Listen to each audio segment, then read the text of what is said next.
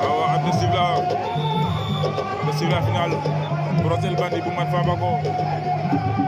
den fa Ahmed Double Moteur bu Palmarin waaw naan raw gadu Brosse Ahmed waaw Ahmed jàpp na tànk Brosse ma mais Brosse rëcc na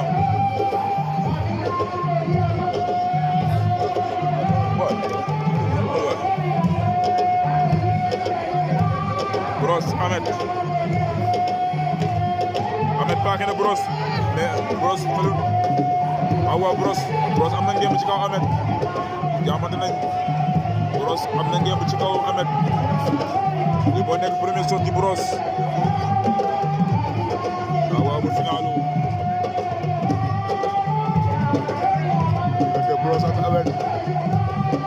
qui sera le gagnant et qui sera le perdant Ahmed Brosse waaw Ahmed di nga jël avertissement ndeysaan finalo yàlla bu ba dem na kam ndeysaan na raw gadu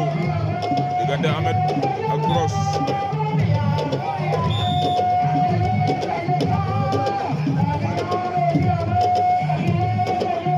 taxawal na combat ba Ahmed am ko ma àndal mën a dugg si géew bi waaw Brosse El Bandit bu Mat Fabako ak Ahmed Double Moteur bu Palmarin daan raw gadu waaw ñaari champion yi xamante nañ yaakaar naa ce n'est pas la première fois ñu daje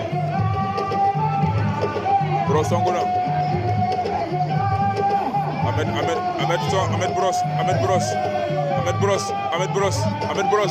Ahmed Brosse rebelu nañ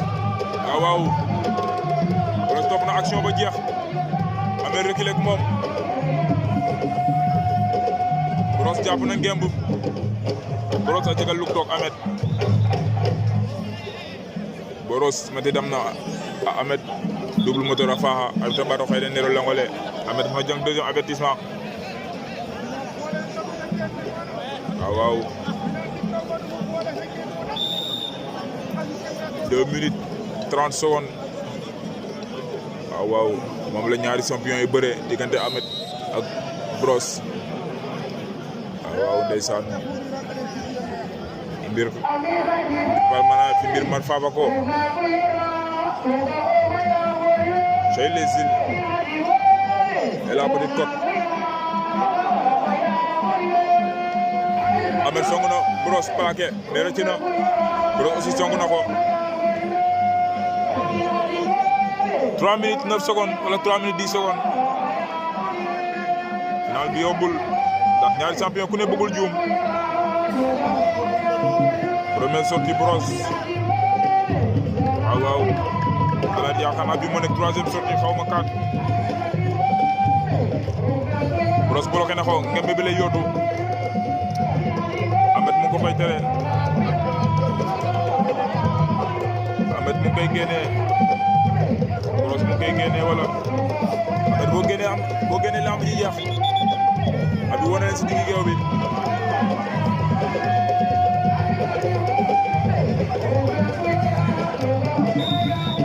abi sifle waat na diggante Brosse ak Ahmed Brosse mooy njool bi mais moo ngëm lu rouge bu xaw a jàpp marron Ahmed boo nekk borom ngëm rouge bu xañaaral bi wala ngëm bu fos bi rouge clair Brosse ngëm rouge blanche wala rouge foncé final bi neex na diggante ñaari champion yi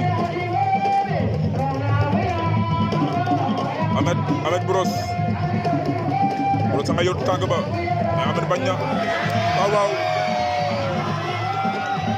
Brosse daan na ko Brosse jël na lamb ja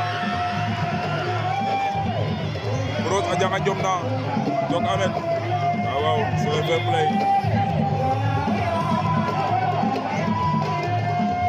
supporter Ka Saba waaw première sortie de Brosse au final du jël lamb ji